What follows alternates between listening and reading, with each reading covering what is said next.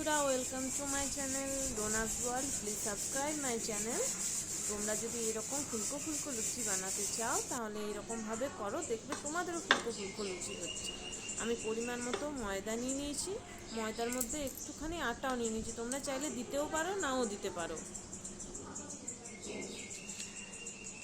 এবার আমি পরিমাণ মতো একটু নুন দিয়ে দেব আর কালো জিরে দিয়ে দেবো।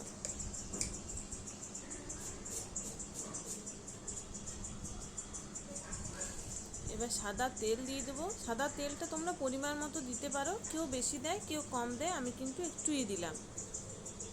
তোমরা চাইলে বেশি দিতে পারো, যত বেশি দেবে তত মুচমুচে কিন্তু খেতে হবে। আর একটু পরিমাণে চিনি দিয়ে দিলাম। ঠিক আছে, এগুলোকে ভালোভাবে মিক্স করার জন্য আমি জল দিয়ে দেবো। জল দিয়ে এটাকে আমি মাখবো।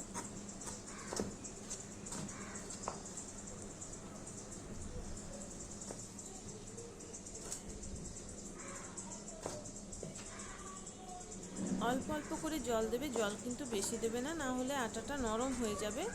লুচির আটা কিন্তু বেশি নরম করতে নেই। দেখতে পাচ্ছ আমার মাখা হয়ে গেছে, কি রকম আছে, এই রকম হবে ঠিক। এবার আমি ঢাকা দিয়ে কিছুক্ষণ রেখে দেব। কিছুক্ষণ পর চলে এসছে। এবার দেখো লুচিগুলো কিভাবে ফুলছে। তোমাদেরও এইভাবেই ফুলবে। তোমরা একটু এই রেসিপিটা দেখে তোমরা করো, দেখো খুব ভালো হবে লুচিগুলো। দেখতেই পাচ্ছ কীরকম লুচিগুলো ফুলছে আমার। তোমরা এভাবে বাড়ির লোককে আজকেই বানিয়ে ফেলো গরম গরম ফুলকো ফুলকো লুচি, আর সাথে কাবলি চানার তরকারি।